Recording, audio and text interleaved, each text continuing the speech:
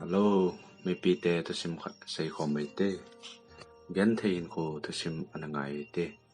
Kay kahile minlen kahin insung gan tay kahiu be kapan e nanda la tao ben e. Kay le kanaw nu le kanu bo kahiu be. Insunga kay alien pen kahin abana kanaw nu hi uchani bo kahiu be. Kanu thing lang le ya akon jin. Kay chu klasong katam nai po 11 kahi be me. Le kha thim jel na mun chu go la pai in chan nom te din anom chom chom thing hin alang khana kai ke ba pi again thei cheng si chu mil a ham lel ngen ka hiu ve ka college kai nan kana mu zong ka yen class nursery a kon 12 chan mu hi a sat tan chu kanu lo bol thei be se ta pon ama hi nat na anei na hi nat na ananei to kapan e da thabu chu itinat bedi itam jong age pui ka tuition fee ho chu kanun hol thei thei nan a in hol jin ke le kanaw nu ding gel nan dam hi jong le chunu ngai lu na chu wa noya ngai lu na len pen hi jin alai gila kon hung kon do ke le kanaw nu chu a sat na cheng sei lo wa ato tun tun na hi ke jong ka thim jel na munin loi ke to ki gol thei ta khat ka nein amen chu chung a hi ama chu nei lam ki tela e sanga chu nei zo hi ahin ama chu mi pha ahin hian tum nei lo mi the jong nei lo mi khat a hi pam la nga break a mun khata ka to hlan le loi pa tu chun na mei khat hung phei chu ka amun hi le a hoi dan chu o he tu na a zol ning a ki mu kha lo wang a mial hoi dan chu a zol ning bang jing hi ka loi pa ko ma chung chenu ko koi hamo ka ga tel aman hoi ko ong ai tin ken jong ka khut a ka ko pe ne hi aman ka za len ama khu ka kho ai compartment he za tu nya hong kai pan hi ai tin ka ki ho lem lai ta ron chun ta a hong ging ne hi le rum sunga kai ni jong ka chi ran tai rum sunga chu mi atam ji in amo ke mu pon ka ki hei le le ne hi le a middle role alai dunga chun atawin kaga avele aman jong ai hin mu to ki tu achun seidi ke pon ka ki hei mang chalin hi amial a hoi ji chun pasal dang dang hon jong adai pan no ven hi le ama wang chun a thei da jin hi mi khala awang ane pui ke kalung ge la chu i ti ki de jang le lampi wang a hi e mi hi bang bol thei la a katin chule alang khada kanu ka gel le kha ha sima ong sim mi khat ong hiya ke son pi thei hung hiding a hi tia akinet ka gel le nonga avet ding mo mong chu kai poi i khat tuition fee pelo ho men te charpan a hin sei la nei le kamin ong zau ta ke jong ka ding doin sarpan ka za tu chan idia na pi lo ham thakhat ke chai ke ta lama sa be hin pe go na tin ken jong hengi sir ka til ei to sa ta na hi kanunga mi khat chan ipidia na pi nai lo ham school kaya na hung hello ham bat bolan hung ham ain tin hi le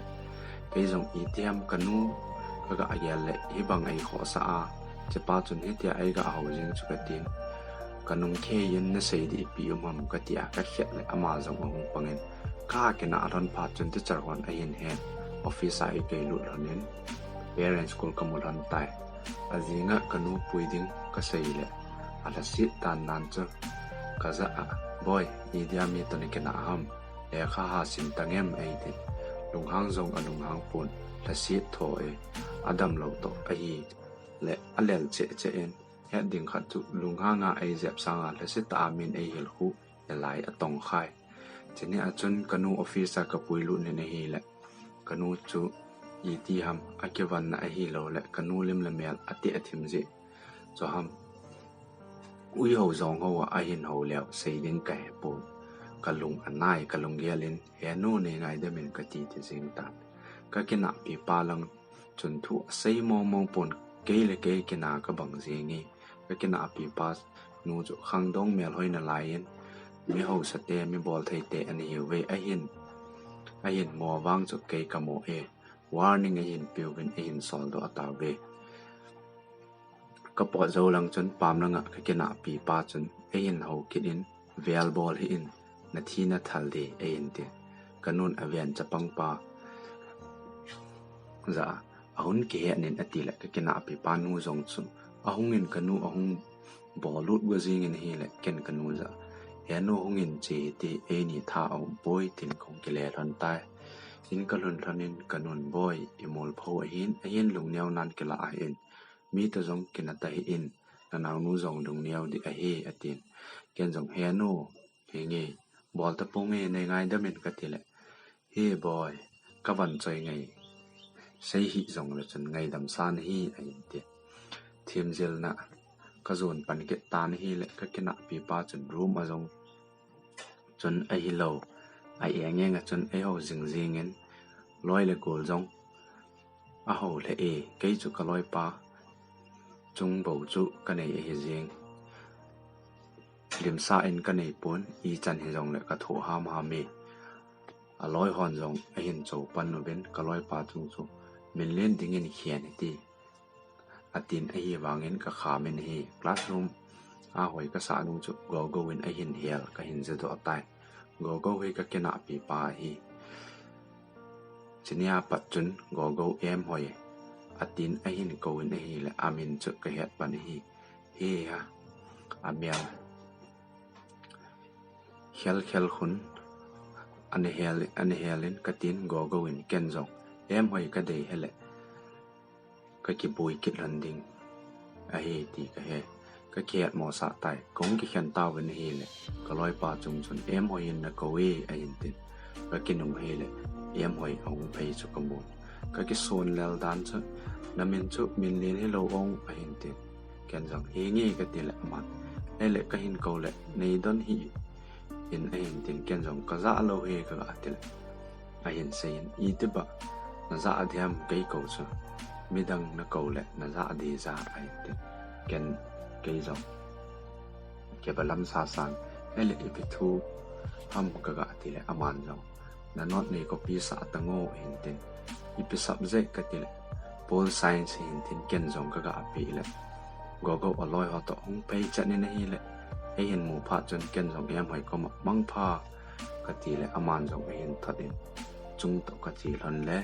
ong lei phein kei kom zona ipi na ngai tu ham ani ban ani anom ham ke ya hai chu ke ya em hoi khu atin ken zong